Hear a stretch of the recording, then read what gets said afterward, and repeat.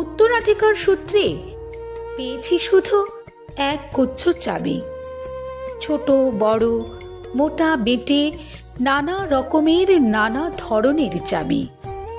মা বললেন, যত্ন করে তুলে রেখে দে।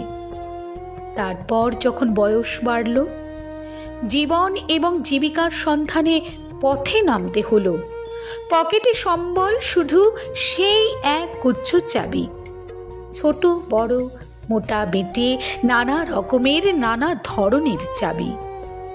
কিন্তু যেখানেই যাই সামনে দেখি প্রকাণ্ড এক দরজা, আর তাতে ঝুলছে প্রকাণ্ড এক তালা।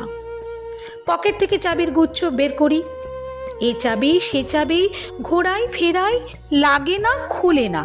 শ্রান্ত হয়ে ঘরে ফিরি। মা দেখেন আর হাসেন, বলেন, ওরে তোর বাবার হাতেও ওই চাবি দিয়ে ওই দরজাগুলো খোলেনি। শুনেছি নাকি তার বাবার হাতে খুলতো।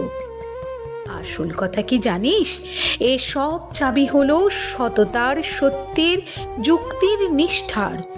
এসব দরজাগুলো খোলে না। তবুও তুই ফেলে দিস না। তুই যখন চলে যাবি তোর সন্তানদের হাতে দিয়ে যাস এসব চাবির গুচ্ছ। হয়তো তাদের হাতে, হয়তো কেন, নিশ্চয়ই তাদের হাতে একদিন ওই সব সততার, সত্যের, যুক্তির, নিষ্ঠার চাবি দিয়ে জীবনের বন্ধ দরজাগুলো খুলে যাবে, খুলে যাবেই।